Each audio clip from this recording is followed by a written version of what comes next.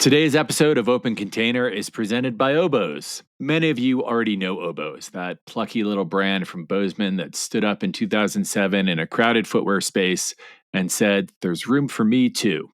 An upstart outlier with a weird name, roomy toe box, and well-built offerings for committed hikers. It's a combination that has attracted a loyal following for 20 years. And we're excited to partner with Oboes because they are committed to shining a light on the core activity to all our outdoor pursuits: hiking. Hiking. The thing we all do, but no one is talking about. We are unified by hiking. Oboes loves hiking, and that's something I can get down with. Over the coming months, we'll be opening the container and getting on the trail with our friends from Bozeman. Oboes love hiking. Welcome to Open Container. I'm Doug Schnitzbahn. I'm a journalist, writer, and overall lover of the outdoors. I've fought wildfires, reported on national politics, published magazines, and I've even eaten sacred dirt.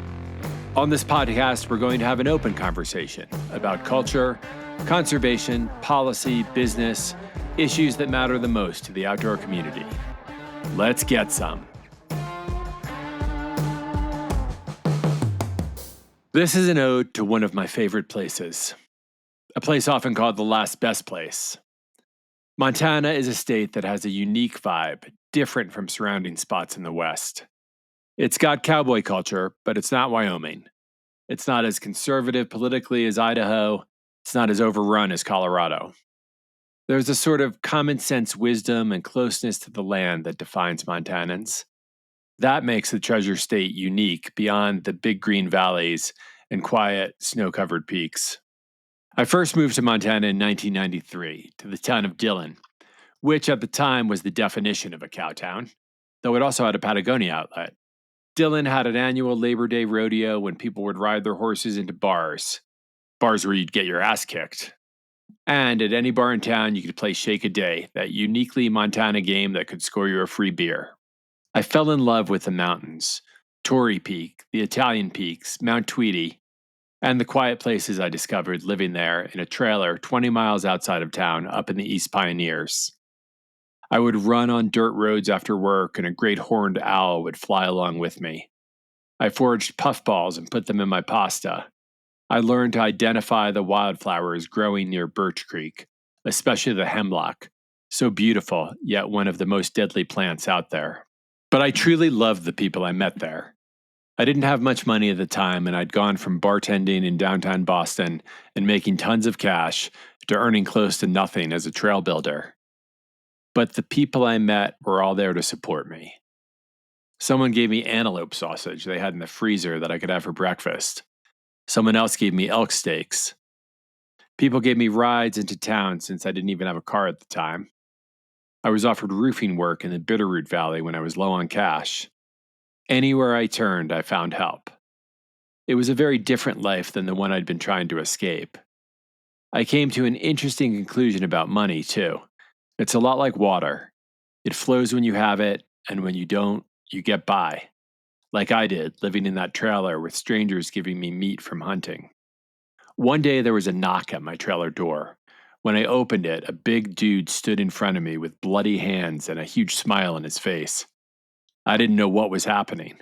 Was he going to talk to me? Kill me? Was he crazy? No. It turned out that it was early in the season and he had shot an elk about a quarter-mile away with a recurve bow at short distance. He needed to haul it out to his truck and wanted to know if I could help him. Of course I did, because this was how things work here. We walked through the woods and talked, and he told me of all the hours he had spent planning and practicing, hoping for this moment when he could bring the art of learning to shoot a bow together in a sacred act. I'm not a hunter. I don't have a whole lot of desire to be one, but I had enormous respect for this man and his experience in the wild. Back to Dillon's annual Labor Day rodeo. The whole town felt like something out of a Hollywood movie, with horses on the street and bronc riders starting fights in the bars. I'm not sure if it's like that anymore. I haven't been back in a long time. The world seems changed and too close now, with so much connection and social media and cell phones.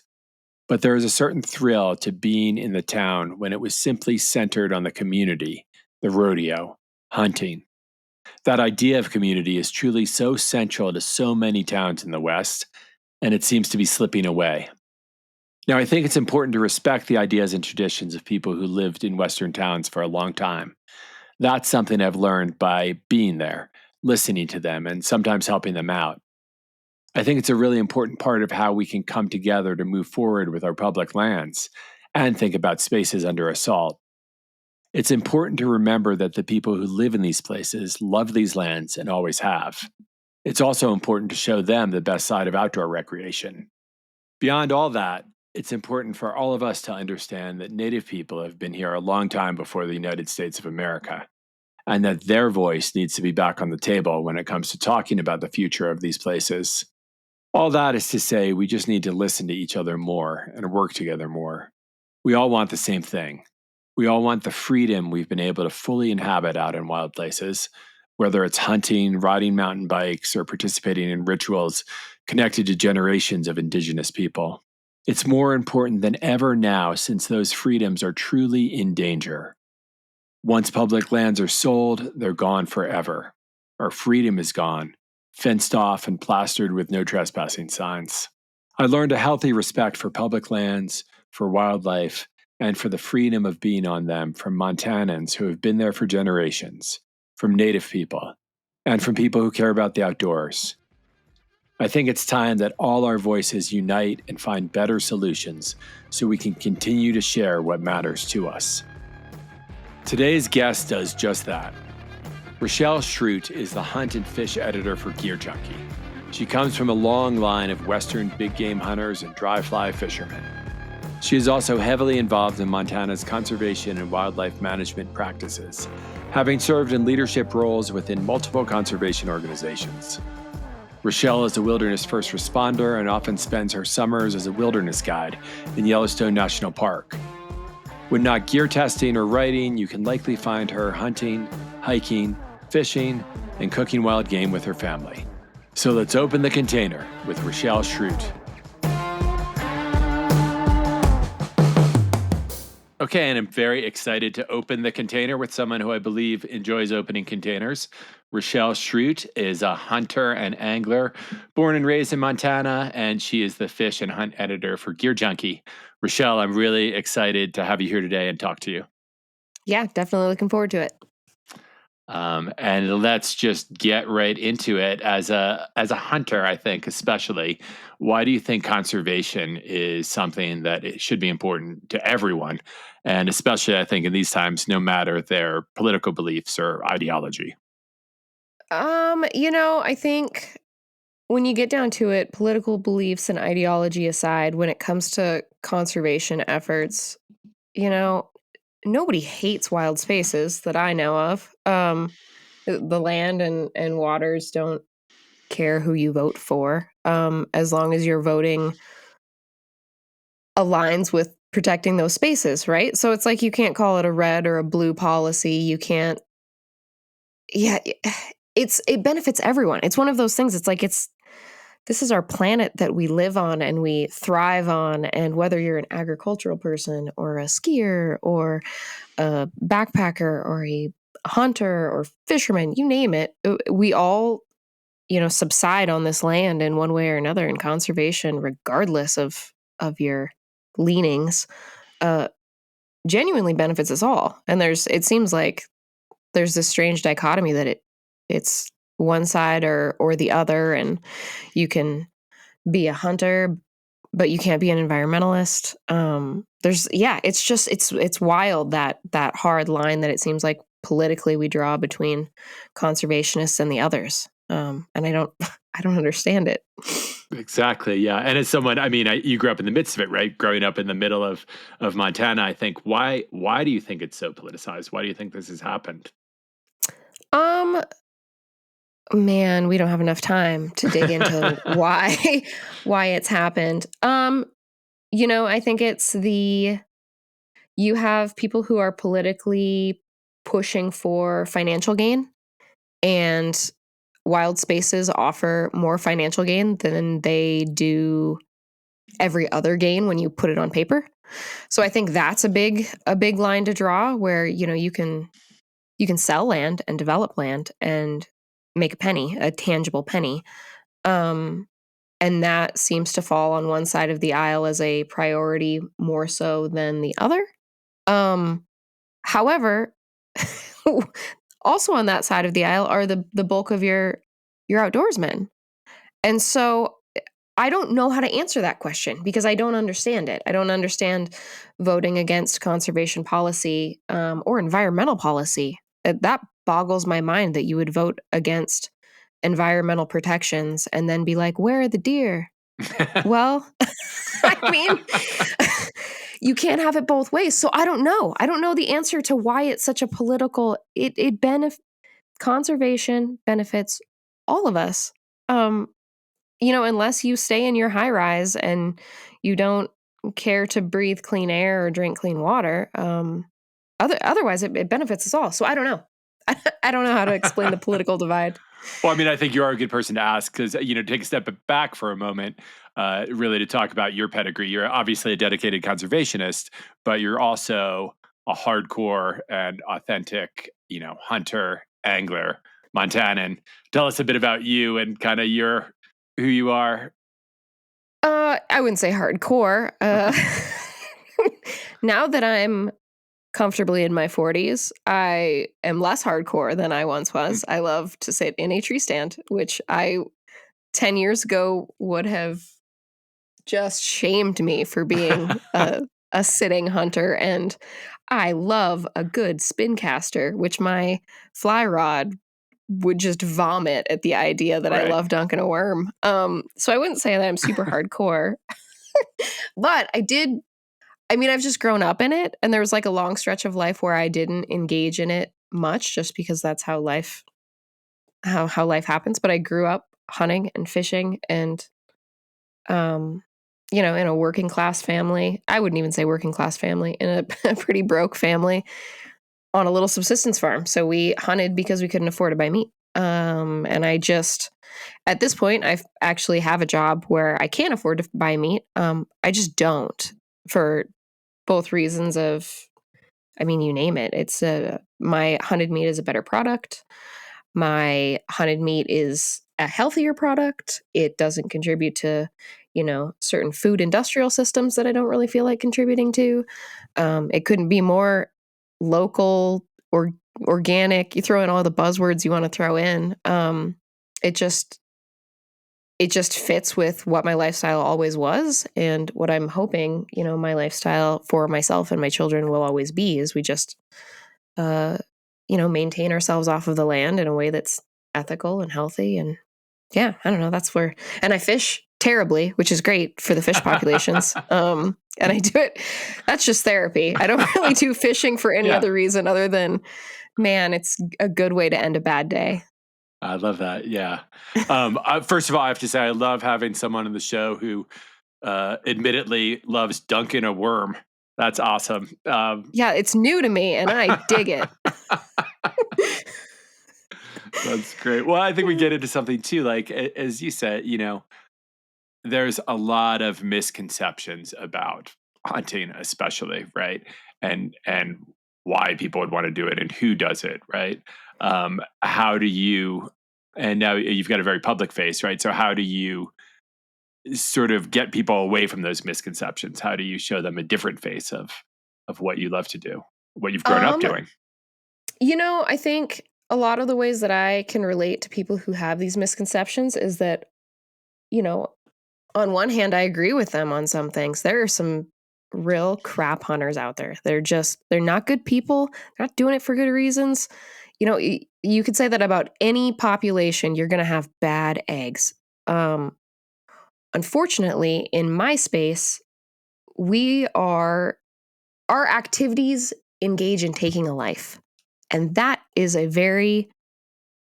it's just a very harsh thing. And so when you have bad eggs, they're real bad eggs and they're real vocal eggs and it's real vile to see. And so you get this like spotlight on the really bad eggs, where the vast majority of hunters. I mean, I always like go back to like hunting with vegans. I've hunted with vegans, and the the closeness of our beliefs and reasons that we do the things we do is wild. We're on different sides of the same coin, where it's like I want to do the least amount of harm, and I feel like hunting is a heck of a lot better. You know, you're taking one animal off of a natural landscape that lived a pretty natural life and giving it one bad day, as opposed to, you know, if you're going to go buy your meat off of a grocery store shelf, it didn't have one bad day. It had a whole lot of bad days and a lot of hard days. Nothing against that industry. It sustains our entire country. I just choose not to be part of it as much as I can not be part of it. Um, and so I think there's a lot of those misconceptions about hunting as being this like bloodthirsty, pound my chest and kill things because I want to kill things thing, is just because that's the shock, right? That's the shock videos that people see and the shock images. The rest of us are just kind of out doing it, in a way that's typically pretty quiet. We just sustain and fill our freezer, and it is what it is. There's this growing, I don't know, movement of people who are ethically hunting and harvesting and processing their own foods that have become more vocal, which is great. But at the same time, it's hard to outshout the shouters, right? That are rubbing blood on their face and taking unethical shots and making this like shock and awe hunt content that of course gets spread like wildfire. There's nothing exciting about me sitting in a tree stand and sending an arrow and then something dying peacefully and then me carrying it home. There's no like, no one shares that video. Why would anyone share that video? Because it's not the shock and awe thing. So I think a part of it is, yeah, I agree with a lot of people that are like, you know, screw these hunters. Yeah, you're right. I'm with you on all of those like bad eggs. And then I love to like have this conversation of like these, especially like your hippie, organic, local market folks. Same. Right. We're the same. My food comes from my backyard. You know, I grow as much as I can. I hunt as much as I can. I buy very little. My stuff isn't getting shipped across the country. It's like carbon footprint minimal. You know, it's just it's funny the divide of those opposite ends of a spectrum are actually really, really, really minuscule.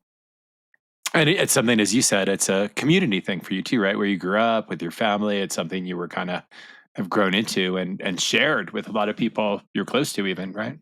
Yeah, yeah, absolutely. Yeah, I don't know what my family would have done. You know, I grew up in western Montana. You know, man, we couldn't afford beef or chicken that we didn't get from the chicken coop. You know, like it just wasn't a thing that we could have afforded to do. So it would have changed, you know, our lifestyle would have likely, we would have had to move into town and, you know, struggle through jobs and whatever to make ends meet or go on a public assistance, you know, like that's a whole other thing of like, this is a way to provide for yourselves and your family without having to go on, you know, welfare for people who are in a tough spot. So yeah, it's just what I grew up doing. And then, you know, through adulthood, I did it far less. You know, I got married and had kids and whatever. We still hunted for our food. Um, and then after, it's funny, you know, in my community, after sort of an unexpected divorce, it was this whole thing of, oh no, I can't afford groceries. Like I'm like the single mom with two kids. And, you know, we didn't eat much. I mean, we didn't buy much meat even throughout then, but now it suddenly became this responsibility. Like I need to go harvest meat for my family. Holy cow. Like all the way back to the beginning, right? It's back to like my parents providing for me and my little brother and, you know, my grandparents providing for us. And now it was like, now I'm providing for my kids. Now I'm, you know, I've taught my kids as much as I can so that they can always provide for their kids.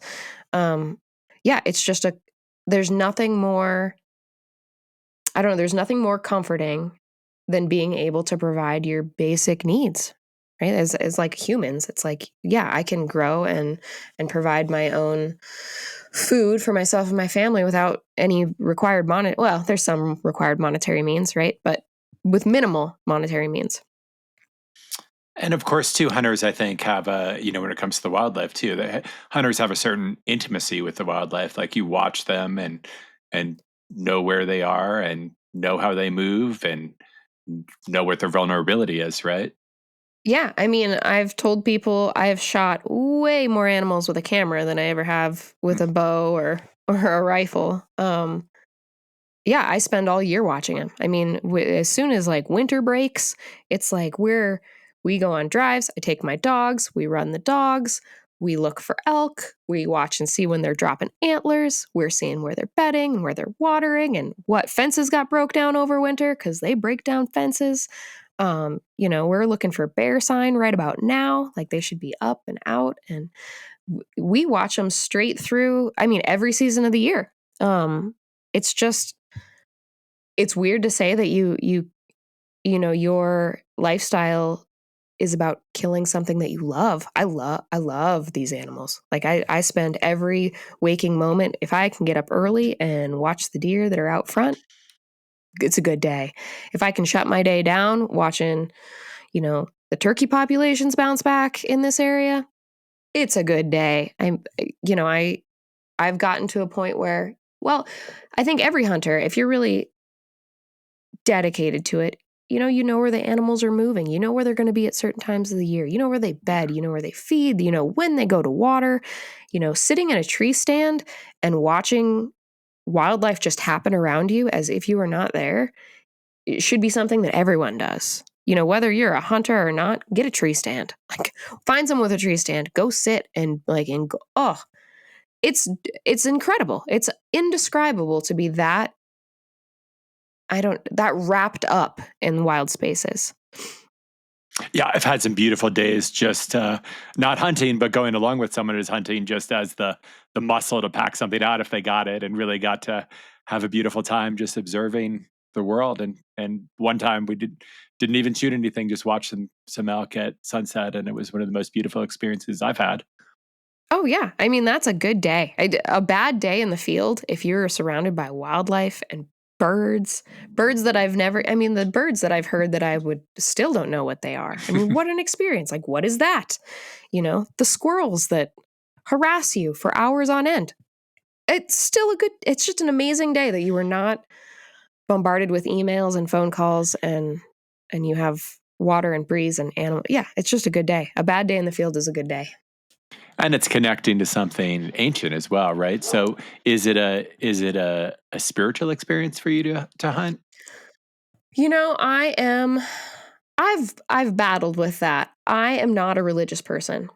Um and coming from a place of looking for spirituality, right? Where what what is it that makes me feel connected to something greater, right? Um there is nothing that compares to heading out before dawn, and you are in this wild space that, your species has sort of evolved up into to survive in, and then watching the sun come up and watching life start to like creep out of the crevices of this planet we live on. That if that isn't spiritual, you don't have a pulse. Like if you can go do that thing and be like, wow, I feel it's indescribable regardless of what you subscribe to spiritually or religiously. It's a spiritual experience. And for hunters that don't feel that, you're doing it wrong. Like I just want to be like, if you don't slow down and take a deep breath and breathe in the sage and appreciate the cold chill of the morning, there's nothing more spiritual than that. I've never experienced anything more spiritual than my time in the field by myself, being completely immersed and connected to everything around me. It's incredible. And do you think this is part of why hunters and anglers, the best of them, are such good conservationists, are so involved in saving land, saving habitat, saving wildlife? Yeah, we have a lot to lose. And so it's one of those things where saving wildlife and saving land and preserving these wild places that we love, yes, it affects all of us. It just affects us more. Yeah, It's yeah. yeah, it's my that is my church. That is my therapist office. That is my gym. That is my my beers after work are typically just waters with my dogs after work. That is my everything. And so losing that, not to be cliche, that's my grocery store. Those spaces are our everything. And so I think that's what pushes the best conservationists who happen to be hunters and anglers to really go all out. Everyone has a lot to lose. We just have more because it's where we've built our entire existence. Who are some of your conservation heroes? Who are some people really you want to follow in their footsteps or have learned from even? Man, that's a heavy question. I don't know that I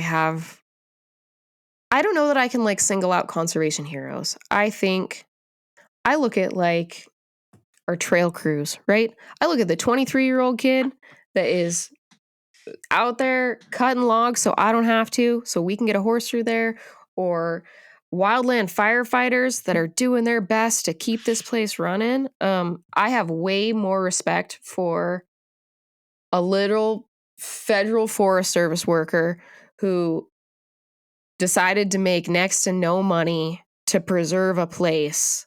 That's a hero. The unsung, I will never know their name. I will always be grateful for them, from cleaning up fishing access sites to you name it.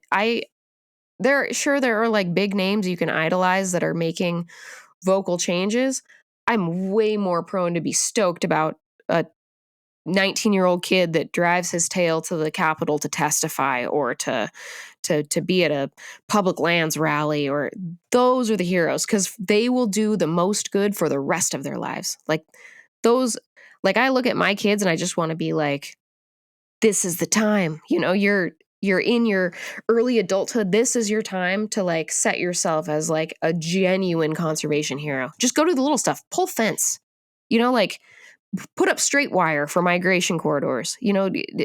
Those are the people making the biggest impact. And there's no thank you. There's no paycheck. There's no glory. There's no nothing. That's a hero to me. They're more heroes than I'll ever even be able to touch. I don't have enough time left to do the good that they do. I love hearing that because I spent my 20s in Montana building trails, fighting fires, cleaning campsites, doing all that dirty work. And Man, well, thank you, sir. Thank you. I don't know if I did back to not do those things, so I owe you a debt of gratitude. It was definitely the best job I've ever had in my life. It's a good way to live for sure. It's such a beautiful place.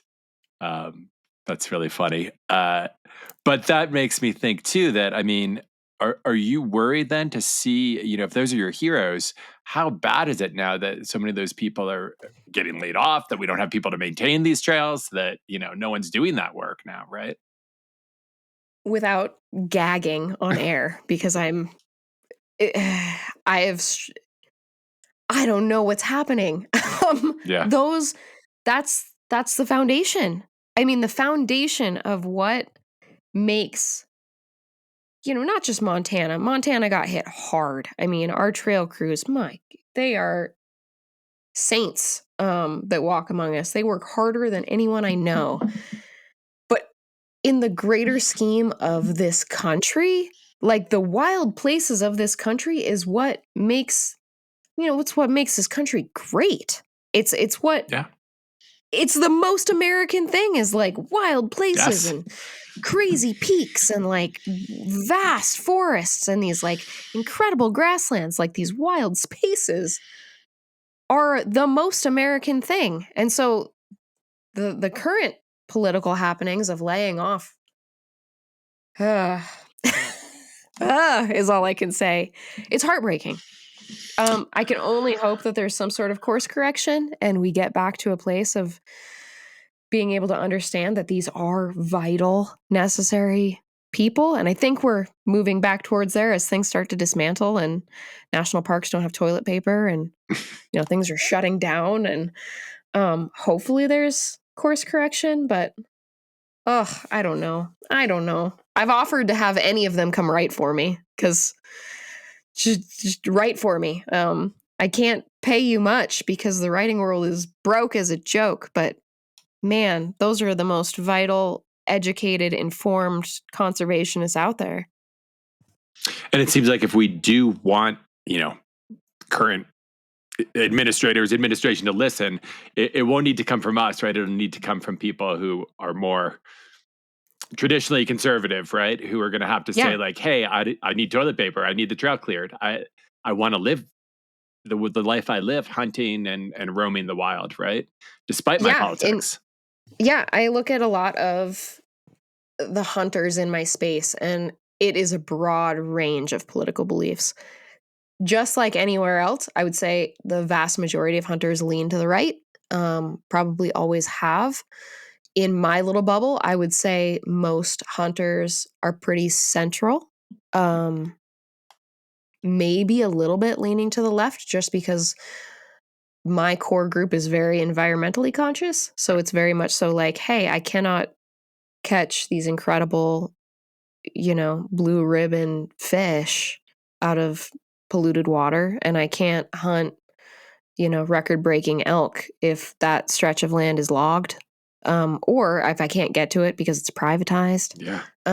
So there's a vast spread of political beliefs in the hunt space.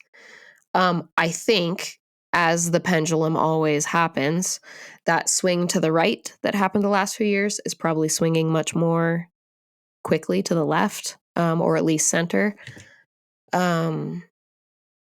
Yeah, that once you start meddling with,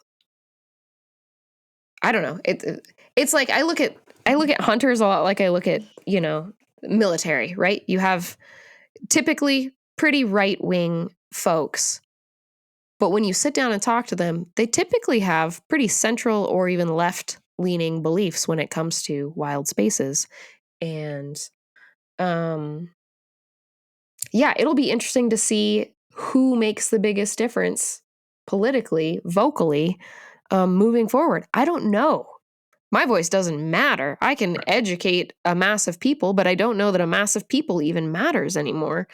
Um, Aside from just getting people into office that are seeing what's happening and seeing the damage and can be, I don't know, put it in a way that these figureheads will understand. I don't know how to do that. Right. I'm rarely at a loss for words, but the last couple months I've been pretty at a loss for words for what to do. I don't know. Yeah.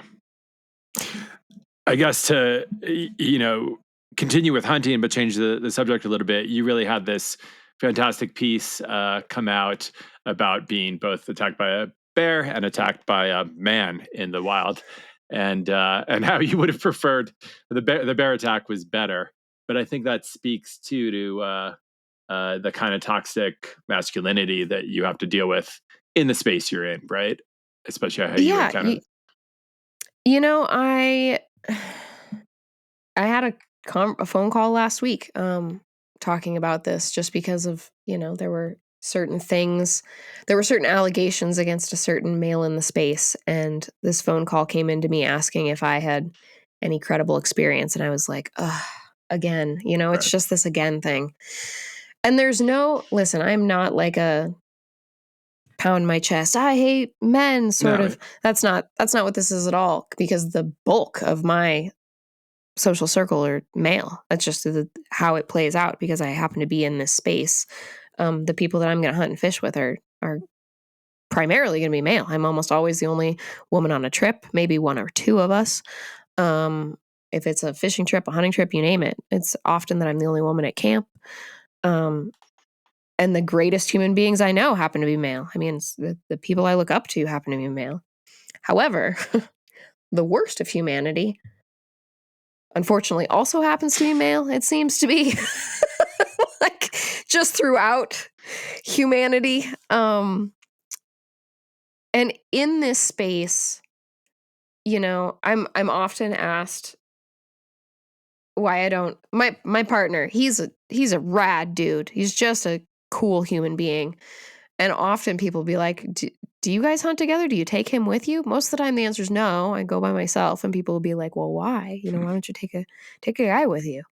And I always find it funny that there's this like, take a guy with you. Because I'm in the greater scheme of things, that's far more dangerous than going by myself. Right. Like in all practices of life, if I'm just there by myself, yeah, I might trip and fall. Or a bear might decide to munch on me. But statistically, that will happen far less often than being assaulted by some random dude in the woods, or not random, by a peer. Right. Statistically, that's far more likely to happen. And I've had bad wildlife run-ins just because I put myself in those spaces so often. I'm going to. Those are going to happen. I've had really bad wildlife run-ins. None of them compare to predators in boots, right? Yeah. Like those are the worst. Give me a mountainside and an angry bear 100 times over than an alley and a dude with bad intentions. Yeah,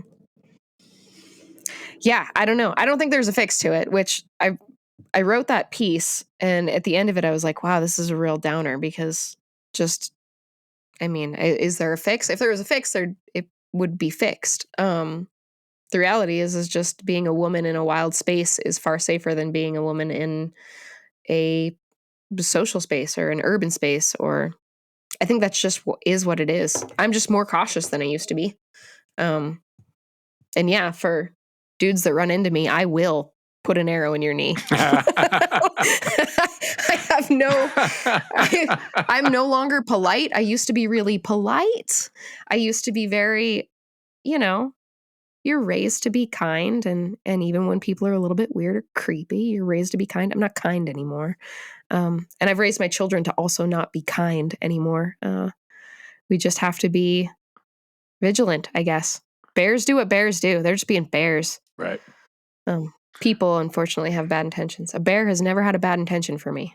It just happened to be being a bear in the same space I happen to be being a smaller edible item. Do you think there is a chance, I see it as a chance for men who want to really espouse what real masculinity to stand up against the toxic men out there who are unfortunately drawn to wild spaces often, or being alone where they can prey on people, huh? Yeah, I don't remember who it was that said it, but he had mentioned that as a man, he has many friends who have said or did things that were like little flags of like, are you joking? Are you serious? And he passed them off for years of like, that's just, Carl. Just Carl, whatever. Right. And then Carl ended up in prison, for violently sexually assaulting a woman. And he made a comment of like, I am partially to blame for that. I saw the things that he did or the things that he said, and there's some, listen, dudes will be dudes. They're going to joke and ha ha and look at that and whatever. It is what it is. But when it's like, if you have like the slightest hint of, Carl seems a little off, maybe say something to Carl, or like maybe not even say something, but don't continue to like bolster his like, ha, good one. Yeah. A few guys standing up to that one dude in the group and being like, dude, that's not okay. That could be the difference between him thinking it's okay and him not thinking it's okay. I mean, it just takes those one little things of like not saying, dude, that's not cool. That one little line of, dude, that's not cool, could mean the difference between someone having a really, really bad experience with Carl or not. Maybe it's just that we just need to speak up a little bit. I don't know. I'm just jaded and cynical and unfortunately like, arrow to the knee is the solution. That one seems effective. That seems very effective.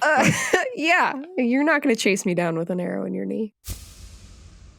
You're listening to Rock Fight Radio. Oh, you got DJ CT back with you spinning the hits, and it's that time because we have another new song from that hit machine, Fitz. And Fitz wants to ask you, why just settle for a smart sock when you can opt for a smarter sock? You've got a million choices lying on the floor. Thin ones, thick ones, even some you never wore. But there's a sock whose specs rise above the rest. Don't settle for a smart one when the smarter sock is best. Opt for for the smarter sock fits. Fits is the smarter sock fits. Whole foot comfort is the answer to the question of the knit. Fits. Opt for the smarter sock fits.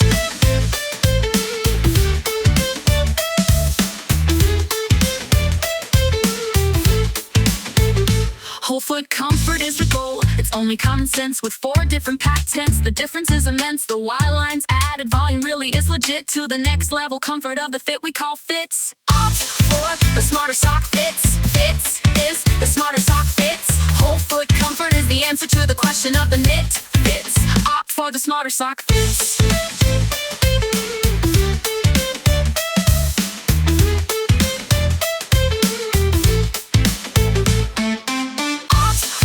The smarter sock fits. Fits is the smarter sock fits. Whole foot comfort is the answer to the question of the knit. Fits. Opt for the smarter sock fits. And now, back to the show. I mean, it seems like changing that mindset too will help bring more women into the sport as well. Because if they feel more comfortable in a hunting camp or out there with, men and weapons and, Yeah. I go on a lot of hunting and fishing trips that are organized through through work, through different brands and companies. And I've gotten to a point now that I just ask who's there ahead of time. And I actually look into who's going to be there with me just because I want to know going in. I want to have some notion of who I'm hunting and fishing with and who I'm going to be out of cell phone service with and who I'm going to be, stuck in the woods with. And now I'm never not prepared. Even around like my favorite humans, I'm just never not prepared. As not only am I a woman, I'm a small woman, so I'm not going to fight. I'm not fighting anybody. Let's just be realistic. My buck 20 isn't fighting anybody off. So I'm just prepared. And I think that's one of those things. Once you're a woman in a wild space and you are often alone, the skills that you acquire to defend yourself, invaluable. And I never even started, I didn't carry a sidearm for years. I just didn't. I'd rather carry bear spray. I still carry bear spray. But now it's like, it's almost symbolic. If a guy walks up to you on the trail with a pistol on your chest, he's probably just going to walk away. So I don't know. I'm not a gun nut. I've never been like a gun nut, but now, things being what they are, and again, political climate making people feel real emboldened about their rights to other human beings. I don't know. I think women just have to protect, not just women, people in general just have to protect themselves in the space. Well, to move on to maybe a more positive topic, thank you for all your thoughts on that, and hopefully that will change the minds and will change the culture. But to move on to a more positive topic, you also wrote this great piece recently for Gear Junkie, relocating bighorn sheep. And I love the line you started with, which is conservation often feels like an abstract concept. And then you got into how conservation can really be hands-on and how important that is. And how important do you think it is for people to get their hands dirty and find out, how it all really works? Yeah, that I've had sort of a torrid relationship with conservation. I've been on different conservation organization boards. I've held leadership positions. I've volunteered at a lot of things, events, field events, you name it.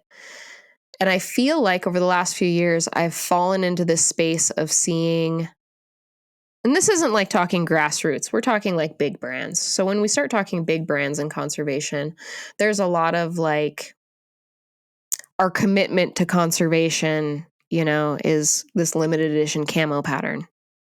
But that's it. There's no wait, so how is this limited edition camo pattern a commitment? What does it do? I don't know that it does anything. And it seems like a lot of bigger brands, their actual conservation budget that is going on to the field into the conservation space, that budget is smaller than their, trade show booth budget. So you have this weird, we're conservation first. And yeah, there's no obligation. No outdoor brand has an obligation to conservation. And And in the hunt space, it's always this hunting is conservation because of, Pittman Robertson dollars, depending on what you're buying. So, you buy this product and you're a conservationist. Well, sure, at the bare minimum, like the absolute bare minimum. And so when, brands like Kuyu that start Conservation Direct, right? Which is just the money comes in, it's from customers directly, it's from the brand directly. There's no like fundraiser, there's no show, there's no marketing team, there's none of that. It's just this money we're putting directly into the field, into this project, and here's exactly where it's used and exactly what it's doing. Super refreshing.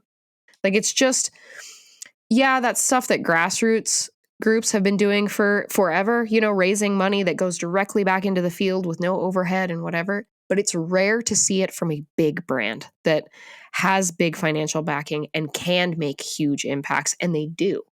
I find that a lot of the other organizations, when you look at, well, one, it's hard to look at where the dollars are going. It's shockingly behind a veil where you can't see, okay, well, where is this money actually going? Yeah, it raised however many, thousands or millions of dollars. Where's it going? Like, I don't see any applicable thing going forward other than, it pays for the next open bar or the next VIP dinner or, and not to knock the big fundraisers. They make a ton of money. They pull in boatloads of money. There is room for fundraisers. There is room for galas and dinners and all of the things that bring those big names with big checkbooks to the table.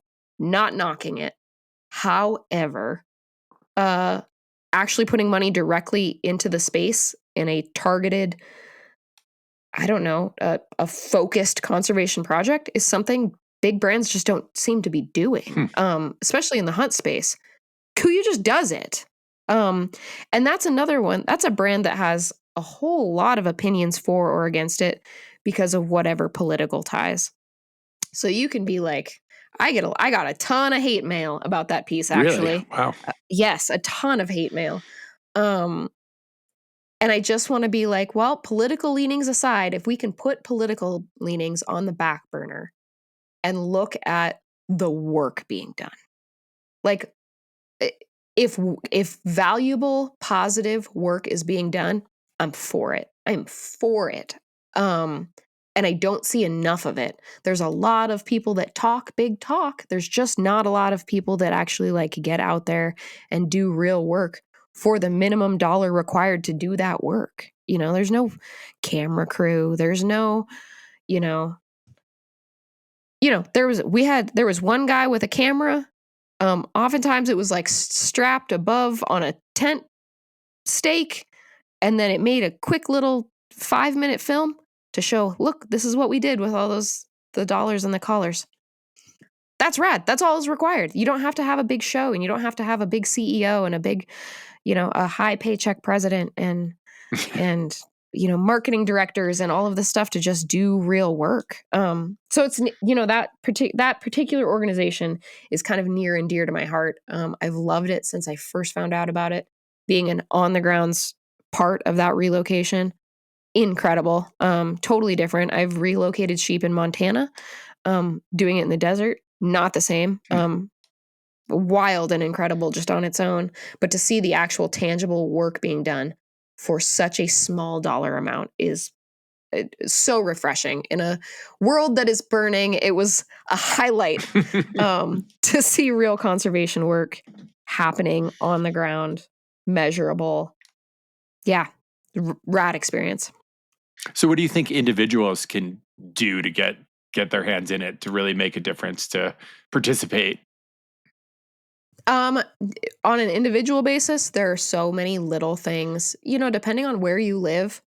There's probably a fishing access site right now that is filthy. Go clean it up. You don't need an organization to do it. Grab a trash bag, go clean it up.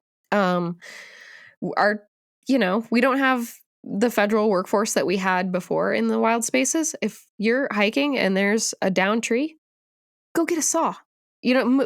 Help. Those little things are so impactful to the greater space. Yeah, not everybody gets to go on a helicopter sheep translocation. Those are the big things. But the little things matter, those sheep getting out there and eating a bunch of trash and dying. Well, now it was for nothing. If people aren't like doing the little stuff that not everybody has the time to do and not every organization is going to focus on, then it's all for nothing. Little things. Pick up trash at the park so that birds aren't eating it. Like that's that kind of stuff that sounds very like Boy Scouty, like clean up, pick up, don't litter. That kind of thing. It's huge. Imagine if we all picked up a piece of trash every day. Like if every human being picked up a piece of trash every day, massive impact. So those little things that you think, oh, it's not really helping, I don't know, start a neighborhood trash pickup. Go pick up fishing line on the riverbank. That sort of stuff is great. Things like, people calling their local fish and wildlife, offices and saying, what's this weed in the lake that wasn't here last year? Being observant of maybe this is an invasive thing and then helping clear it. Project. You've just done it all on your own with a little bit of gas money and an afternoon off. Those little things can be massively impactful, and then just do them on the regular. It'll make you feel good. It'll make your spaces better. It's great for wildlife populations. It doesn't have to be big. The little stuff is the big stuff. Love it. Love it. Now, you are born and raised state of Montana, one of my favorite places in the world, obviously, really important place to my heart and the person I've become. But I certainly know every time I go back there, it's changing really rapidly. It seems to be changing even more rapidly than a lot of other places in the West. Do you see that where you are? It's always changing, right? The West has always been changing for decades. Yeah, yeah. Yes. It's changing rapidly. And yeah, there's a countless reasons for that, right? COVID, the old COVID years were brutal on Montana because you could work from anywhere. And so all of a sudden people were like, wait, I can take my California income and move to Montana with a significantly lower cost of living, work from this beautiful place. But that's not sustainable. It's what do they call it? The Montana, the Zoom population that popped up over here. It raised cost of living. It, then you have television shows that, yes, made this wild fantasy out of what Montana isn't. Yes. And now there are places that are not even familiar to me anymore that I grew up in. Like I go back and I'm like, what is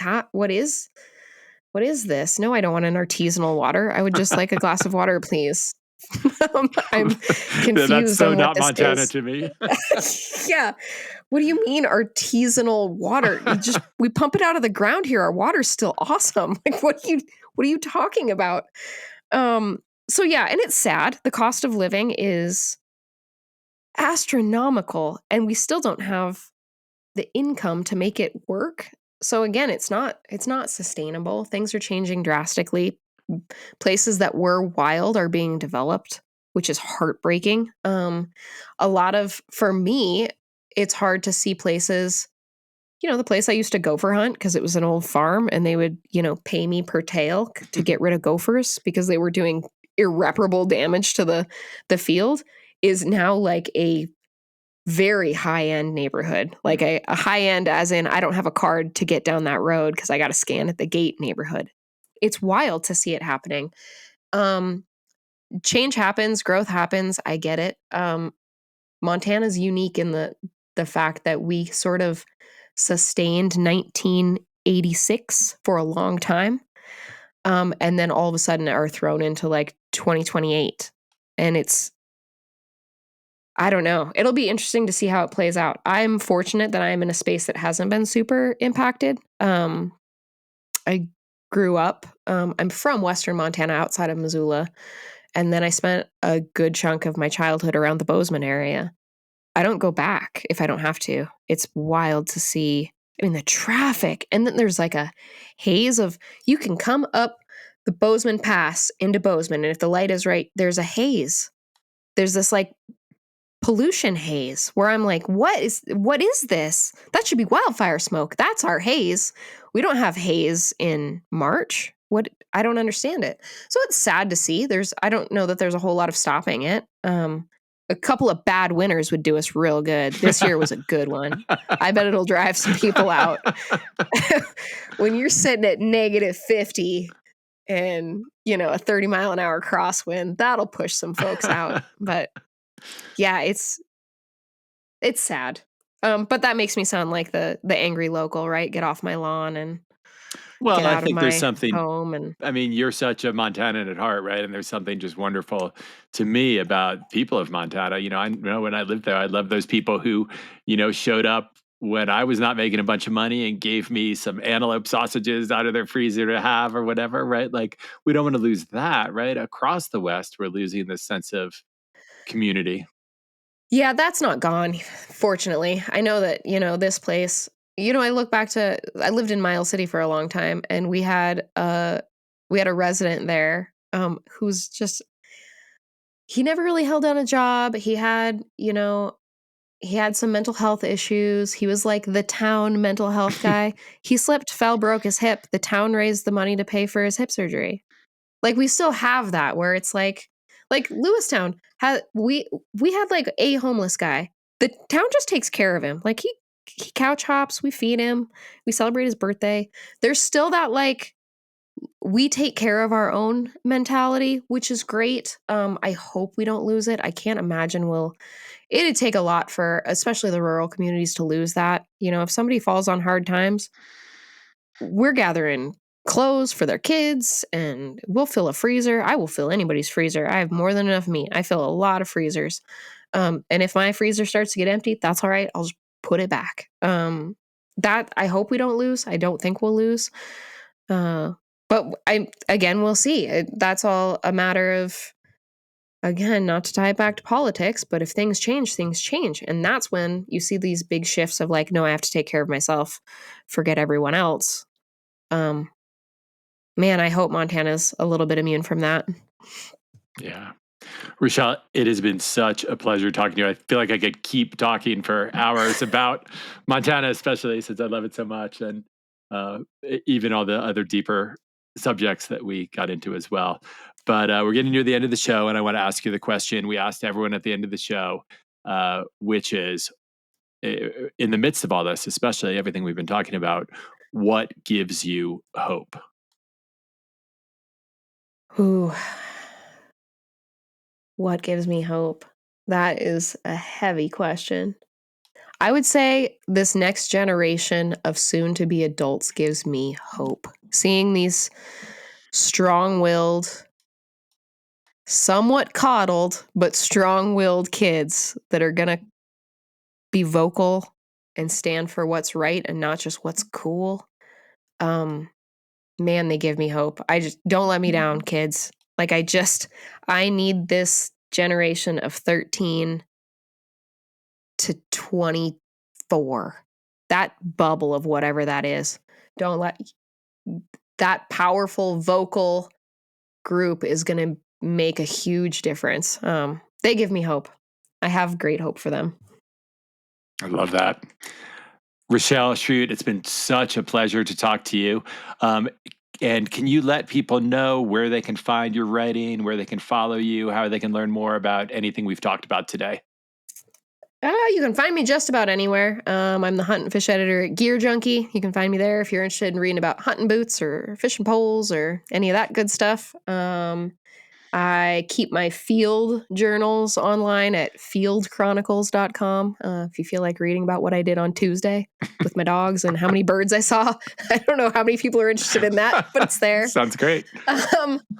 And then, on all the social media platforms, just first and last name. I think I'm the only one of me, so I'm pretty easy to find. Incredible. Again, thanks, and I hope we do it again sometime. Yeah, this is a blast. Thanks for imbibing Open Container, a production of Rockfight LLC.